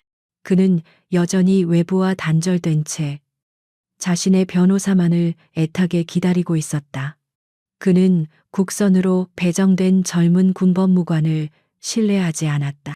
그는 자신의 사재를 털어 군 관련 소송에서 승소 경력이 화려한 거물급 변호사를 선임했다. 며칠 만에 면회를 온 변호사에게 박민주는 다급하게 물었다. 김 장군님과는 연락이 됐습니까? 합참의 최 장군님께는 뭐라고 하시던가요? 그분들께 지금 제가 어떤 상황인지 제대로 설명만 하면 이깟 일은 금방 해결될 수 있습니다. 이건 이수연 중장이 벌인 정치적인 쇼라고 꼭 좀 전해주시오. 그는 여전히 자신의 인맥이 막강한 힘을 발휘할 것이라고 굳게 믿고 있었다. 그가 상납했던 수많은 뇌물과 그가 대신 처리해 주었던 더러운 일들이 있는데 그들이 감히 자신을 외면할 수는 없을 것이라고 생각했다. 하지만 변호사는 그의 기대와는 달리 무겁게 입을 열었다. 대령님, 상황이 생각보다 훨씬 심각합니다. 변호사는 박 대령이 체포된 이후 감찰실에서 그의 과거 비위 사실에 대한 전면적인 재조사에 착수했다는 사실을 알려주었다. 그리고 최은서 대위를 시작으로 수많은 피해자들이 증언에 나서고 있다는 충격적인 소식도 함께 전했다. 박민준의 얼굴이 하얗게 질려갔다. 거짓말이야. 그 계집이 감히 거짓이 아닙니다. 대령님, 변호사는 단호하게 말했다. 감찰실에서는 대령님의 뇌물수수, 직권남용, 부하 폭행 및 성추행 등 거의 모든 혐의에 대해 구체적인 증거와 진술을 확보한 상태입니다. 지금은 단순히 상관 모욕죄로 끝날 수준이 아닙니다. 이대로라면 군복을 벗는 것은 물론이고 남은 평생을 감옥에서 보내실 수도 있습니다. 박민주는 변호사의 멱살이라도 잡고 싶은 심정이었지만 그럴 힘조차 없었다. 그는 마지막 남은 지푸라기라도 잡듯 애원했다. 그러니까 김 장군님께 연락해서 이 조사를 막아달라고 부탁하시오. 그분이라면 하실 수 있단 말이오. 그는 거의 울부짖고 있었다. 같은 시각 군 고위 장교들만 출입하는 한적한 골프장. 박민준이 그토록 신뢰했던 김 장군과 최 장군이 무거운 표정으로 마주 앉아 있었다. 그들의 앞에는 골프채 대신 복잡한 이해관계가 놓여 있었다. 최 장군이 먼저 입을 열었다. 박민준 대령건, 이대로 두고만 볼 겁니까? 저놈 입에서 무슨 말이 나올지 모릅니다. 우리와 관련된 일도 한두 가지가 아니지 않습니까? 그의 목소리에는 초조함이 묻어 있었다.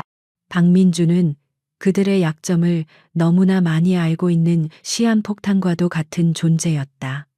하지만 김 장군은 고개를 저었다. 그의 얼굴은 그늘져 있었다. 지금은 움직일 때가 아니야. 자네도 들었지 않나? 이번 일은 이수연 중장 그 여자가 직접 칼을 빼든 사건이야. 참모총장까지 재가를 했다고 하더군. 김 장군은 주변을 살피며 목소리를 낮췄다. 지금 박민준을 감쌌다가는 우리까지 함께 진흙탕에 빠지게 돼. 이수연은 정면으로 부딪혀서 이길 수 있는 상대가 아니야. 그 여자는 정치 따위는 모르는 오직 원칙과 규율만 아는 진짜 군인이거든. 그런 상대가 가장 무서운 법이야. 그는 이미 판세를 정확하게 읽고 있었다. 그럼 어쩔 겁니까? 박민준이 다 불어버리면 우리도 끝장입니다. 최 장군의 목소리가 높아졌다. 김 장군은 찻잔을 들며 차갑게 말했다. 그래서 말인데 우리가 먼저 선수를 쳐야겠네. 그의 눈빛이 섬뜩하게 빛났다. 썩은 가지는 스스로 잘라내야 나무 전체가 사는 법이지. 박민주는 이제 버려야 할 카드야. 그날 오후 육군본부 감찰실장에게 익명의 전화 한 통이 걸려왔다. 자신을 박민준 대령의 비위를 오랫동안 지켜봐 온 한 선배 장교라고 밝힌 그는 박 대령이 과거의 군수 물자를 빼돌려 불법으로 유통시킨 정황에 대한 구체적인 정보를 제보했다. 그는 이 모든 것이 군의 정의를 바로 세우기 위함이라고 말했지만 그 목소리는 명백히 김 장군의 것이었다. 감찰실에서는 때 아닌 정보 제보에 쾌재를 불렀다. 그들은 즉시 제보 내용을 토대로 수사에 착수했고 얼마 지나지 않아 박민준 대령의 부대에 숨겨져 있던 비밀 창고를 급습하여 빼돌린 군수 물자들을 다량으로 압수했다.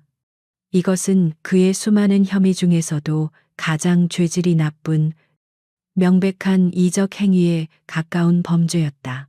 며칠 후 박민준의 변호사가 다시 그를 찾아왔다. 그의 표정은 이전보다 훨씬 더 어두웠다. 박민준은 희망에 찬 눈으로 물었다. 어떻게 됐소? 장군님들께서 움직이기 시작하신 게요. 변호사는 차마 입이 떨어지지 않는다는 듯 잠시 망설이다가 어렵게 입을 열었다. 김 장군님과 통화했습니다. 그 말에 박민준의 얼굴이 환해졌다. 역시 뭐라고 하시던가요? 변호사는 그의 눈을 피하며 대답했다. 그분은 군법은 누구에게나 엄정하게 적용되어야 한다고 말씀하셨습니다. 그리고 이번 사건을 계기로 군이 바로 서는데 도움이 되기를 바란다고도 하셨습니다. 박민주는 그 말의 의미를 즉시 이해하지 못했다. 그게 무슨 소리요? 그는 되물었다. 변호사는 한숨을 쉬며 말했다. 더 이상 도와줄 수 없다는 뜻입니다. 대령님. 아니, 오히려 이번 수사에 적극적으로 협조하라는 지시까지 내렸다고 합니다. 최 장군님을 비롯한 다른 분들은 아예 전화를 받지도 않으십니다. 순간 박민준의 머릿속이 새하얘졌다. 배신감.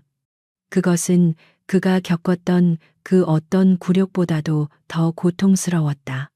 자신이 충성을 다해 모셨던, 자신의 모든 것을 바쳐 지켜주었던 그들이 자신을 헌신작처럼 내버린 것이다. 그는 그제야 깨달았다. 그들이 원했던 것은 자신의 충성심이 아니라 자신이라는 편리한 도구였을 뿐이라는 것을. 그는 의미 없는 소리를 내뱉으며 독방 바닥에 주저앉았다. 그의 눈에서 뜨거운 눈물이 흘러내렸다. 그것은 후회의 눈물도 반성의 눈물도 아니었다. 철저하게 혼자가 되었다는 절망감과 자신을 배신한 세상에 대한 지독한 증오가 뒤섞인 눈물이었다. 그의 울음소리는 차가운 교도소 복도를 공허하게 울렸다. 한편 이수연 중장은 자신의 집무실에서 윤지원 중령의 보고를 받고 있었다.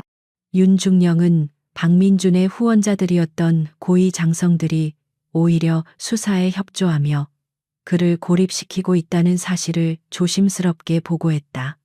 그는 이수연이 이 상황에 대해 놀라거나 기뻐할 것이라고 예상했다.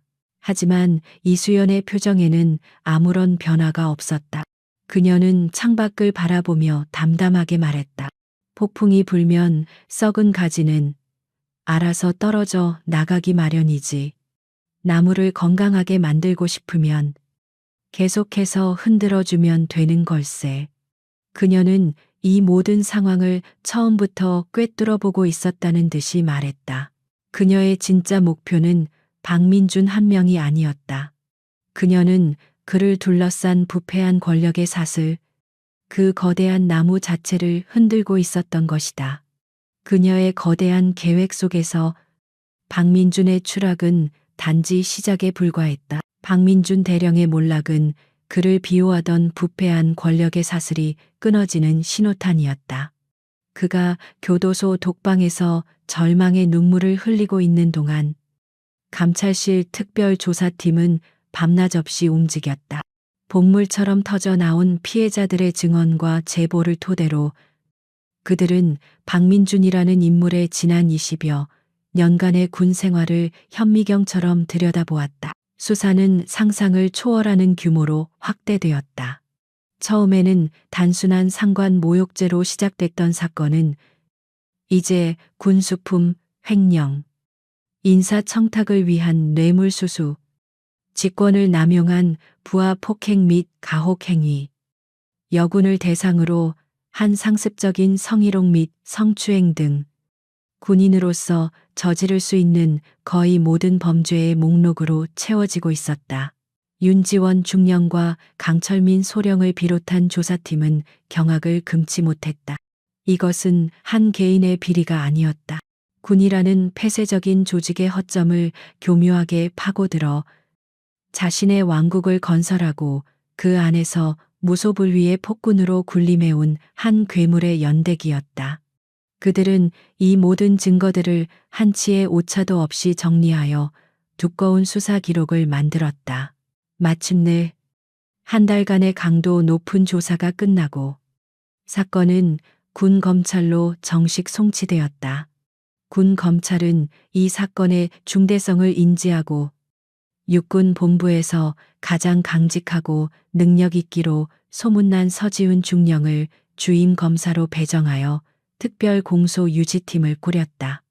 서 중령은 그 어떤 외압에도 흔들리지 않고 원칙을 지키는 것으로 유명한 인물이었다. 서지훈 중령은 감찰실로부터 넘겨받은 수사 기록을 검토하며 혀를 내둘렀다. 기록은 수천 페이지에 달했고 그 안에는 박민준의 죄악이 낱낱이 기록되어 있었다. 그는 이것이 단순한 형사사건이 아니라 군의 명예와 기강을 바로 세울 수 있는 중요한 재판이 될 것임을 직감했다. 그는 자신의 모든 역량을 동원하여 이 재판을 준비하기 시작했다. 며칠 후 박민준은 변호사와 함께 군검찰 조사실에 앉아 있었다. 한 달이라는 시간 동안 그는 완전히 다른 사람이 되어 있었다. 한때의 오만하고 위험 있던 모습은 온데간데 없고 그 자리에는 겁에 질려 눈치만 보는 초라한 중년 남자만이 남아 있었다. 그는 이제 자신의 운명이 어떻게 될지 어렴풋이 짐작하고 있었다. 서지훈 검사가 조사실로 들어와 그의 맞은편에 앉았다. 서 검사는 아무런 감정 없는 얼굴로 서류 뭉치를 꺼내 그의 앞에 놓았다. 그것은 박민준에 대한 공식적인 기소 내용을 담은 공소장이었다. 피의자 박민준, 지금부터 당신에게 적용된 혐의에 대해 고지하겠소. 서 검사의 목소리는 조사실의 공기를 얼어붙게 만들었다. 그는 공소장을 한 장씩 넘기며 박민준의 죄목을 하나씩 읽어 내려가기 시작했다. 첫째, 상관 모욕죄. 피의자는 공식적인 장소가 아닌 사석에서 상급자인 이수연 중장에게 성차별적인 발언을 포함한 심각한 모욕을 가하였음. 박민준은 고개를 숙였다. 이제 그에게 그날의 사건은 수많은 죄악 중 가장 가벼운 것에 불과했다. 둘째, 직권, 남용 및 가혹 행위. 피의자는 다수의 부대에서 지휘관으로 복무하며 정당한 이유 없이 부하 장병들에게 폭언과 폭행을 일삼았으며 인격적으로 모독하는 가혹 행위를 상습적으로 저질렀음. 확인된 피해자만 20명이 넘소. 서 검사의 목소리는 점점 더 날카로워졌다. 셋째, 뇌물수수죄. 피의자는 진급 및 보직 이동과 관련하여 다수의 부하 간부들로부터 수억 원에 달하는 금품과 향응을 제공받았음. 넷째, 군수품 횡령죄. 피의자는 부대 군수 장교와 공모하여 수십억 원 상당의 군수 물자를 민간업자에게 불법으로 유출하고 그 대가를 착복하였음. 다섯째, 성폭력 범죄 처벌 등에 관한 특례법 위반. 피의자는 자신의 지위를 이용하여 다수의 여군 부하들을 상대로 원치 않는 신체 접촉과 언어적 성희롱을 반복적으로 가하였음. 죄목은 끝없이 이어졌다.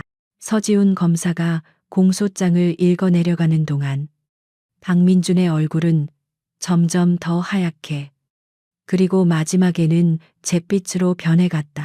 그는 자신이 이토록 많은 죄를 저질렀다는 사실조차 잊고 살았던 것이다.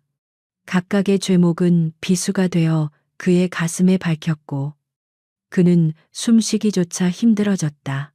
모든 혐의 고지가 끝났을 때 박민주는 거의 탈진 상태에 빠져 있었다. 그의 변호사 역시 참담한 표정으로 입을 다물고 있었다. 이 정도의 혐의라면 정상, 참작의 여지가 거의 없었다. 변호사는 마지막 희망을 걸고 서 검사에게 물었다. 검사님, 혹시 피의자가 모든 혐의를 인정하고 반성한다면 형량을 협상할 여지는 없겠습니까? 서지훈 검사는 단호하게 고개를 저었다. 그의 눈빛은 조금의 흔들림도 없었다. 이번 사건은 개인의 용서를 구하는 사건이 아니오. 변호사님, 이것은 국가와 군에 대한 배신 행위요. 우리는 법이 허용하는 최고형을 구형할 것이요. 피해자가 진심으로 반성한다면 재판 과정에서 재판부에게나 보여주시지. 그 말은 사실상의 사형 선고나 다름없었다. 한편 최은서 대위는 자신의 사무실에서 한 통의 공식 문서를 받았다. 군 검찰에서 보낸 것이었다. 문서에는 박민준 대령이 그녀가 고소한 성추행 혐의를 포함한 총 12개의 죄목으로 정식 기소되었다는 내용이 적혀 있었다. 그리고 그녀의 용기 있는 증언이 사건의 진실을 밝히는데 결정적인 역할을 했다는 감사의 말도 덧붙여져 있었다. 문서를 읽는 그녀의 손이 가늘게 떨렸다. 눈물이 왈칵 쏟아졌다.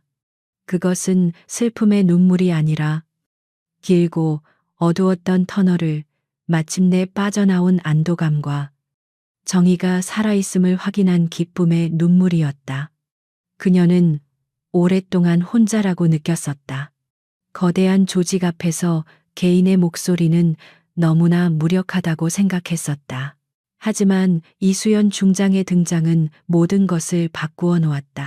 그녀는 최은서 대위에게 그리고 그녀와 같은 수많은 피해자들에게 희망이 되어 주었다. 그녀는 권력의 정점에 있으면서도 가장 낮은 곳의 목소리를 외면하지 않았다.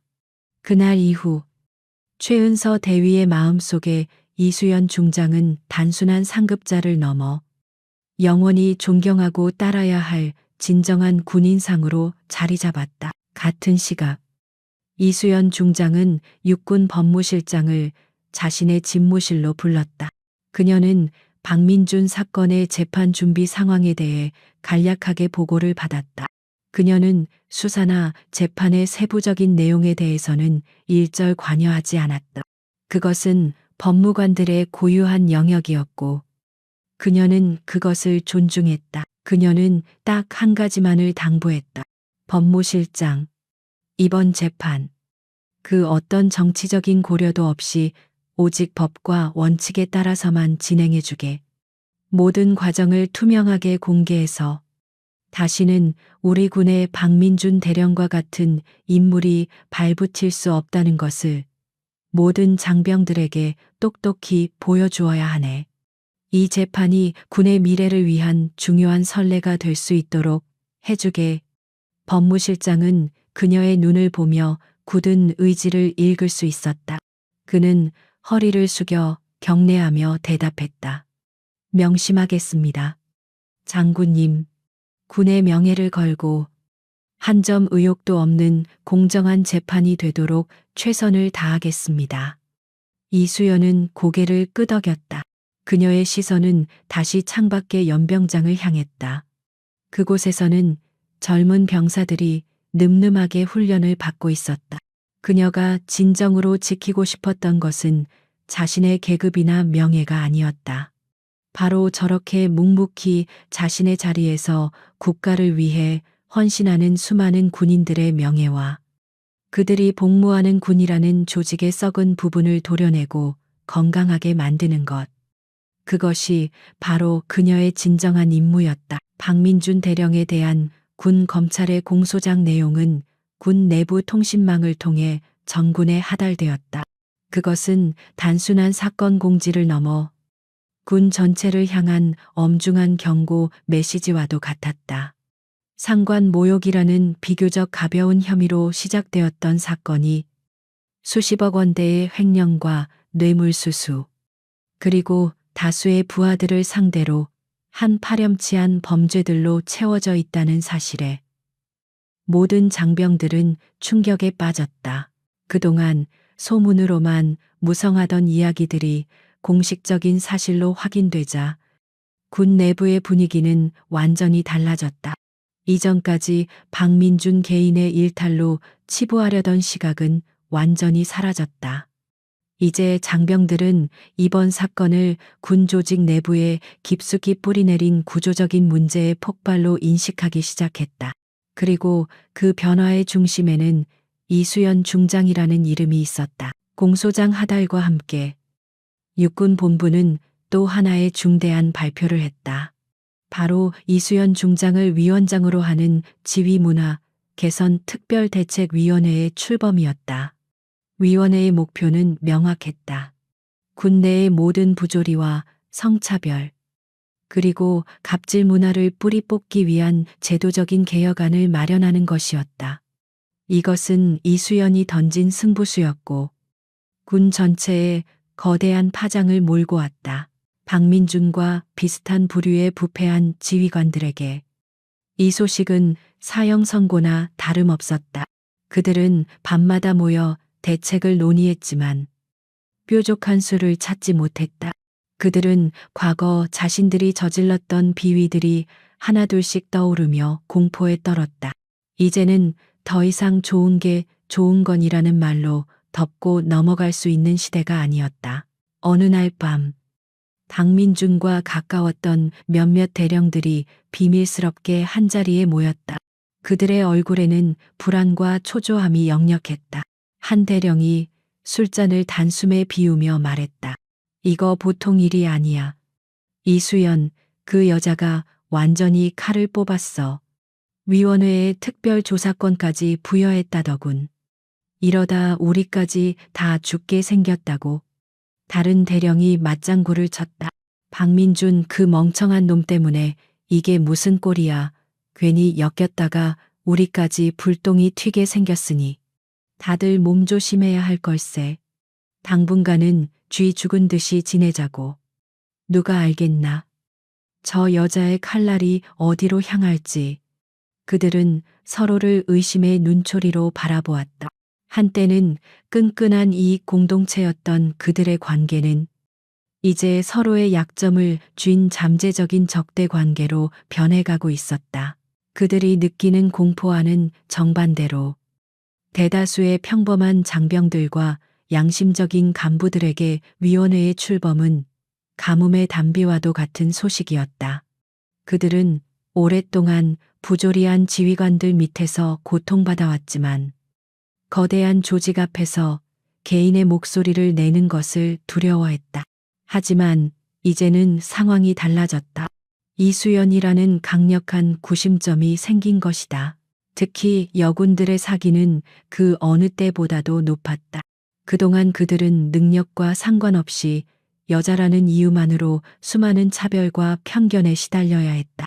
회식 자리에서는 술을 따르라는 강요를 받기 일쑤였고 중요한 훈련이나 보직에서는 교묘하게 배제되었다.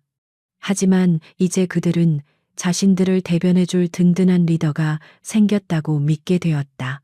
최은서 대위는 동료 여군들과 함께 식사를 하며 밝은 목소리로 말했다. 이제 정말 뭔가 바뀔 것 같지 않아요.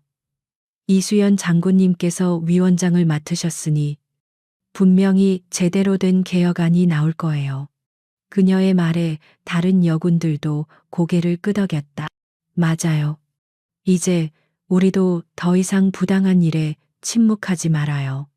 장군님을 믿고 우리 스스로 목소리를 내야 해요.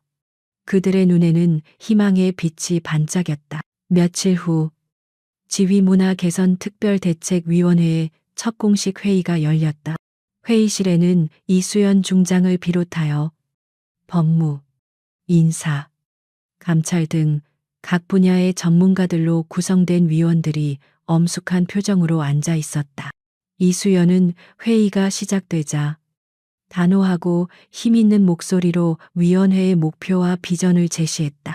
우리가 지금부터 하려는 것은 단순히 몇몇 부패한 군인을 처벌하는 소독이 아닙니다. 군이라는 조직의 체질 자체를 바꾸는 수술이 되어야 합니다. 그녀는 자리에서 일어나 회의실을 천천히 걸으며 말했다. 신고 체계를 전면 개편하여 피해자가 2차 가해의 두려움 없이 자신의 피해 사실을 알릴 수 있는 시스템을 구축해야 합니다. 또한 지휘관 선발 과정에서 리더십과 인성에 대한 검증을 대폭 강화해야 합니다. 그녀는 잠시 말을 멈추고 위원들을 한 명 한 명 바라보았다. 이것은 쉽지 않은 과업이 될 것입니다. 수많은 저항과 반발에 부딪히게 될 겁니다. 하지만 우리가 여기서 멈춘다면 우리 군의 미래는 없습니다. 저는 위원장으로서 이 개혁을 완수하기 위해 제 모든 것을 걸겠습니다. 여러분도 저와 함께 해 주시겠습니까? 그녀의 연설은 좌중을 압도했다. 그 안에는 군에 대한 깊은 애정과 미래를 위한 확고한 비전이 담겨 있었다. 회의에 참석한 모든 위원들은 그녀의 진심에 감동했고 자신들이 지금 얼마나 중요한 역사적 과업에 동참하고 있는지를 깨달았다. 그들은 모두 자리에서 일어나 이수연을 향해 뜨거운 박수를 보냈다. 그녀가 시작한 변화의 바람은 군의 최말단까지 퍼져나가기 시작했다. 어느 날 저녁, 생활관에서 한 신병이 선임병에게 가혹 행위를 당하고 있었다. 과거 같았으면 그저 참고 넘기거나 마음의 편지함에 익명으로 투서하는 것이 전부였을 것이다. 하지만 그 신병은 달랐다.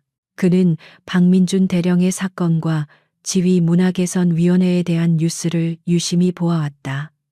그는 이제 군대가 바뀌고 있다는 것을, 더 이상 부조리를 참지 않아도 된다는 것을 어렴풋이 느끼고 있었다. 그는 용기를 내어 선임병의 부당한 지시를 거부했다. 이것은 명백한 가혹 행위입니다. 중단하지 않으시면 정식으로 문제를 제기하겠습니다. 선임병은 처음에는 건방지다며 그를 더욱 몰아붙이려 했다. 하지만 신병의 단호한 눈빛과 그의 입에서 나온 정식 문제 제기라는 말에 순간 움찔했다. 요즘 부대 분위기가 얼마나 살벌한지, 지휘관들이 부조리 문제에 얼마나 예민하게 반응하는지를 그 역시 잘 알고 있었기 때문이다. 그는 결국 욕설을 내뱉으며 자리를 피했다. 그날 밤, 신병은 잠자리에 누워 조용히 미소를 지었다. 그는 거대한 악을 물리친 영웅은 아니었다. 하지만 그는 자신의 작은 용기가 스스로를 지켜냈다는 사실에 자부심을 느꼈다. 이수연 중장이 일으킨 거대한 파도는 이처럼 가장 낮은 곳에 있는 평범한 병사 한 명의 삶까지도 긍정적으로 바꾸어 놓고 있었다. 그것이야말로 진정한 개혁의 시작이었다. 시간이 흘러 마침내 심판의 날이 밝았다. 박민준 전 대령에 대한 군사 재판은 군 안팎의 엄청난 관심 속에서 열렸다. 재판이 열리는 고등군 사법원 앞에는 이른 아침부터 수많은 취재진이 몰려들어 이번 사건에 대한 국민적 관심을 증명했다. 군은 이례적으로 재판의 주요 과정을 언론에 공개하기로 결정했는데 이는 군의 개혁 의지를 보여주려는 이수연 중장의 강력한 의중이 반영된 결과였다. 법정 내부는 엄숙하고 서늘한 공기로 가득했다. 피고인석에 앉은 박민준은 완전히 다른 사람이 되어 있었다. 지난 몇 달간의 수감 생활은 그의 오만함을 모두 앗아갔다. 희끗희끗해진 머리카락, 퀭한 눈, 불안하게 떨리는 손. 그는 더 이상 위험 있는 대령이 아니라 자신의 죄의 무게에 짓눌린 초라한 죄수일 뿐이었다. 재판이 시작되고 군 검찰을 대표하여 서지훈 중령이 자리에서 일어섰다. 그의 목소리는 낮았지만 법정 전체를 장악하는 힘이 있었다. 그는 준비해온 모두 진술을 통해 이번 사건의 본질을 명확히 규정했다. 존경하는 재판장님, 그리고 배심원 여러분. 이 사건은 단순히 한 군인의 일탈 행위에 대한 재판이 아닙니다. 그는 피고인석의 박민준을 날카롭게 응시하며 말을 이었다. 이 사건은 군이 국민으로부터 부여받은 신성한 지휘권을 자신의 사적 이익과 욕망을 채우기 위해 남용한 군에 대한 배신 행위입니다. 피고인은 부하들을 인격적으로 대하지 않았고 국가의 재산을 자신의 쌈짓돈처럼 여겼으며 동료 군인의 명예를 짓밟았습니다. 이는 군복에 대한 가장 심각한 모독입니다. 서지훈 검사는 수사 과정에서 확보된 수많은 증거들을 제시했다.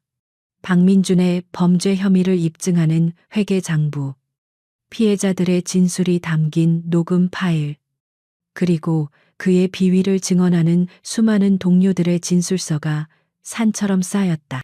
박민준의 변호인은 어떻게든 형량을 줄여보려 했었지만 명백한 증거들 앞에서 그의 변론은 공허한 메아리처럼 들릴 뿐이었다. 재판의 하이라이트는 증인 신문 과정이었다. 수많은 피해자들이 증인석에 섰지만 그 중에서도 가장 모두의 이목을 집중시킨 것은 최은서 대위였다. 단정한 군복 차림으로 증인석에 선 그녀는 떨렸지만 흔들림 없는 목소리로 박민준으로부터 당했던 성추행과 그 이후의 보복성 인사조치에 대해 증언했다. 박민준의 변호인이 그녀의 진술을 흠집내려는 의도로 집요하게 질문을 던졌다. 증인은 왜 그 당시에 바로 문제를 제기하지 않았습니까? 혹시 피고인에게 다른 감정이 있었던 것은 아닙니까? 그것은 명백히 피해자를 모욕하는 2차 가해성 질문이었다. 법정 내부가 순간 술렁였다. 최은서 대위는 잠시 입술을 깨물었지만 이내 고개를 들어 변호인을 똑바로 쳐다보았다. 두려웠기 때문입니다. 그녀의 목소리는 작았지만 법정 안의 모든 사람들의 귀에 똑똑히 밝혔다. 보복이 두려웠고 이 거대한 조직 안에서 혼자가 되는 것이 두려웠습니다. 하지만 저의 침묵이 또 다른 피해자를 만들 수 있다는 사실이 더 두려웠기에 저는 오늘 이 자리에 섰습니다. 그녀는 이어서 말했다. 제가 바라는 것은 피고인 개인에 대한 복수가 아닙니다. 저와 같은 또 다른 피해자가 나오지 않는 건강한 군대를 만드는 것입니다. 그것이 제가 군복을 입은 이유이기 때문입니다. 그녀의 진술은 법정에 깊은 울림을 주었다. 방청석에 앉아있던 동료 여군들은 조용히 눈물을 훔쳤고 재판장 역시 무거운 표정으로 그녀를 바라보았다. 재판은 며칠에 걸쳐 진행되었다. 박민준은 자신에게 쏟아지는 증언과 증거들 앞에서 점차 무너져 내렸다. 그는 최후 진술의 기회를 얻었지만 그저 용서해달라는 말만 횡설수설 반복할 뿐 자신의 죄를 진심으로 뉘우치는 모습은 보이지 않았다. 그의 모습에서 사람들은 권력을 잃은 자의 비참한 말로를 목격했다. 마침내 선고 공판일. 재판장은 판결문을 읽어 내려가기 시작했다. 법정 안의 모든 사람들은 숨을 죽였다. 재판장은 먼저 이번 사건이 군 기강에 미친 해악에 대해 엄중하게 지적했다. 그리고 이어서 박민준의 혐의 하나하나에 대해 유죄를 인정하는 판결을 내렸다. 피고인 박민준. 재판부는 피고인의 상관 모욕, 직권남용, 뇌물수수, 군수품 횡령, 성폭력 범죄 등 공소장에 제기된 12개 혐의에 대해 모두 유죄를 인정한다. 재판장의 말이 떨어지는 순간 박민주는 휘청거리며 피고인석의 난간을 붙잡았다. 하지만 아직 끝나지 않았다. 이제 가장 중요한 형량을 선고하는 순간이 남아 있었다. 재판장은 잠시 숨을 고른 뒤 판결문의 마지막 부분을 읽었다. 그의 목소리는 그 어느 때보다도 단호했다. 이에 재판부는 피고인 박민준에게 군인으로서의 명예를 저버리고 국가와 군에 심각한 해를 끼친 죄를 물어 징역 15년을 선고한다. 또한 범죄 행위로 취득한 모든 재산을 몰수하고 5억 원의 추징금을 부과한다. 징역 15년. 그것은 군사 재판에서는 좀처럼 보기 힘든 중형이었다. 하지만 진짜 심판은 그 다음에 이어졌다. 그리고 대한민국 육군 대령 박민준을 오늘부로 파면한다. 계급을 포함하여 군인으로서 받았던 모든 훈장과 명예를 박탈한다. 계급 박탈. 그것은 군인에게는 사형 선고나 다름없는 가장 치욕적인 형벌이었다. 이제 그는 더 이상 박민준 대령이 아니었다. 그는 그저 죄수번호가 붙은 민간인 박민준일 뿐이었다. 판결이 끝나자 그는 다리에 힘이 풀린 듯 그대로 주저앉아 오열했다. 그의 울음소리는 그러나 그 누구의 동정도 사지 못했다. 헌병들이 그를 끌고 법정을 나갔다.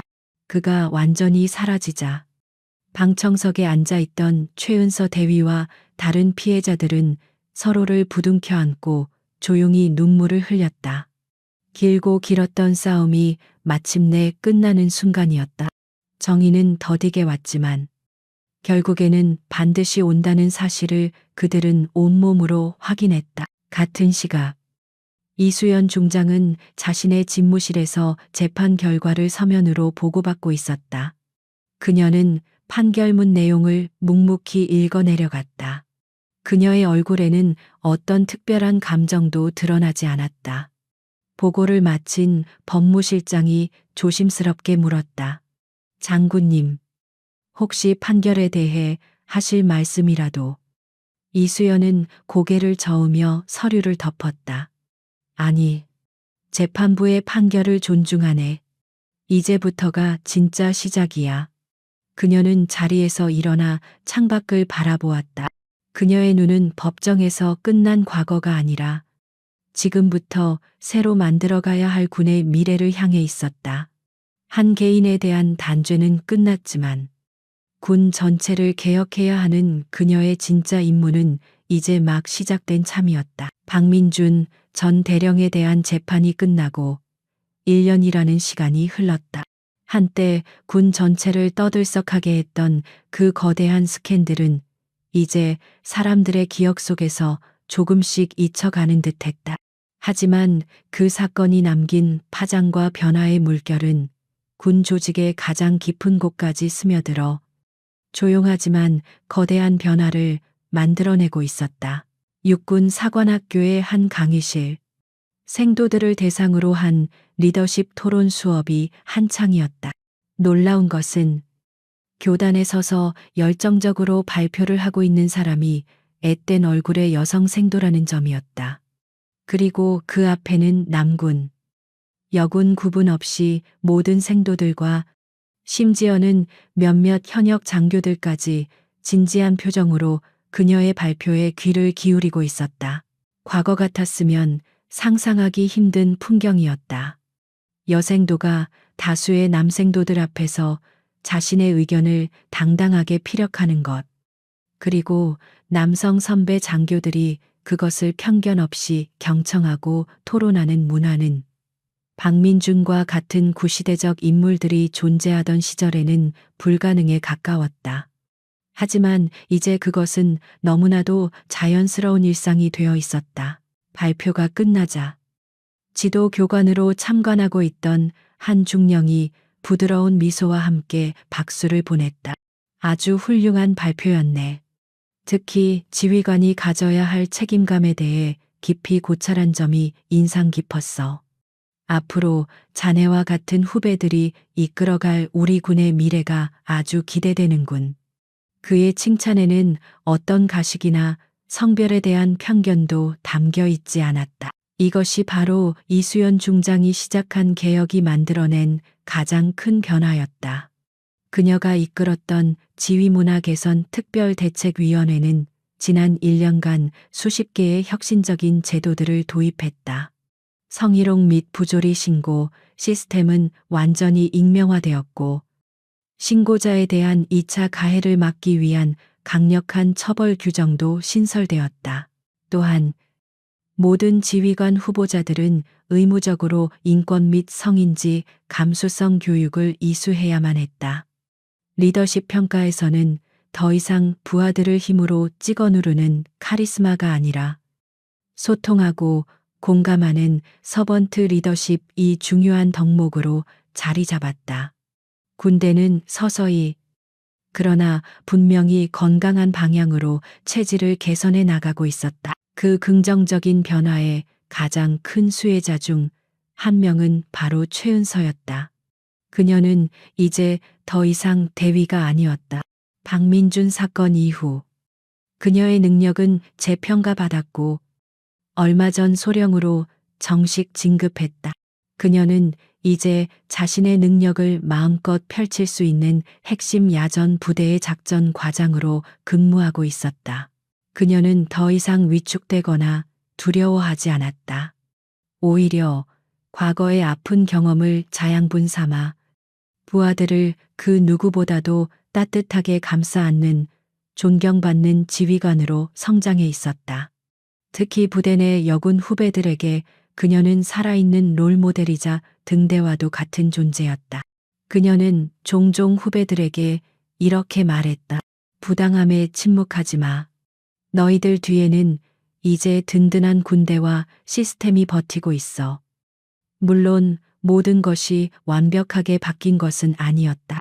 여전히 조직 내에는 구시대적인 생각을 가진 사람들이 남아 있었고, 변화에 저항하는 목소리도 존재했다. 하지만 거대한 물줄기는 이미 바뀌어 있었다. 박민준의 비참한 말로는 그 어떤 웅변이나 교육보다도 더 효과적으로 사람들에게 변해야만 살아남는다는 사실을 각인시켰다. 그리고 이 모든 변화의 중심에 있었던 이수연 중장은 여전히 자신의 자리에서 묵묵히 임무를 수행하고 있었다. 그녀는 개혁위원회의 활동이 본궤도에 오르자 위원장 자리를 후배에게 넘겨주고 자신은 다시 국방의 최전선으로 돌아왔다. 그녀는 스포트라이트를 받거나 자신의 업적을 과시하는 데에는 전혀 관심이 없었다. 어느 날 오후 대규모 한미연합훈련을 지휘하던 그녀에게 부관이 다가와 조심스럽게 말했다. 장군님, 오늘이 박민준 전 대령의 1심 판결이 나온 지 정확히 1년이 되는 날입니다. 언론에서 장군님의 개혁 성과에 대해 아주 긍정적으로 평가하고 있습니다. 부관의 목소리에는 자랑스러움이 묻어 있었다. 하지만 이수연은 잠시 부관을 바라볼 뿐 별다른 대답 없이 다시 작전 상황판으로 시선을 돌렸다. 그녀의 머릿속에는 이미 과거의 인물인 박민준이나 자신이 이룬 개혁의 성과 같은 것은 없었다. 그녀의 눈은 오직 지금 이 순간에도 변화하는 적의 움직임과 우리가 지켜야 할 조국의 영토와 국민의 안위를 향해 있었다. 그녀는 낮은 목소리로 말했다. 작전 계획의 변경은 없나? 다음 훈련 단계로 넘어갈 준비는 모두 마쳤겠지. 그녀에게 중요한 것은 과거의 승리가 아니라 미래에 다가올 위협에 대비하는 것이었다. 그것이 바로 그녀가 군인으로 사는 이유이자 그녀가 보여주는 진정한 리더십의 본질이었다. 그녀의 굳건한 뒷모습 위로 세계의 별이 그 어느 때보다도 밝게 빛나고 있었다. 시청자 여러분, 오늘 저희가 준비한 이야기는 여기까지입니다. 자신의 계급과 성별에 대한 편견에 사로잡혀 한 여성 군인의 진정한 가치를 알아보지 못했던 오만한 대령의 최후, 어떻게 보셨나요? 진정한 힘은 어깨의 단 계급장에서 나오는 것이 아니라 그 사람이 가진 인격과 책임감에서 나온다는 평범한 진리를 다시 한번 생각하게 되는 시간이었습니다. 여러분께서는 이번 이야기를 보시면서 어떤 생각이 드셨는지요? 이수연 중장의 단호한 결단에 통쾌함을 느끼셨나요? 아니면 자신의 잘못을 끝까지 깨닫지 못했던 박민준 대령의 모습에 씁쓸함을 느끼셨나요? 여러분의 다양한 생각들을 댓글로 남겨주시면 저희에게 큰 힘이 됩니다. 오늘 이야기가 마음에 드셨다면 저희 채널에 좋아요와 구독 버튼을 누르는 것을 잊지 마세요. 저희는 앞으로도 여러분의 답답한 속을 뻥 뚫어드릴 수 있는 더욱 통쾌하고 의미 있는 이야기로 다시 찾아뵙겠습니다. 시청해 주셔서 진심으로 감사합니다.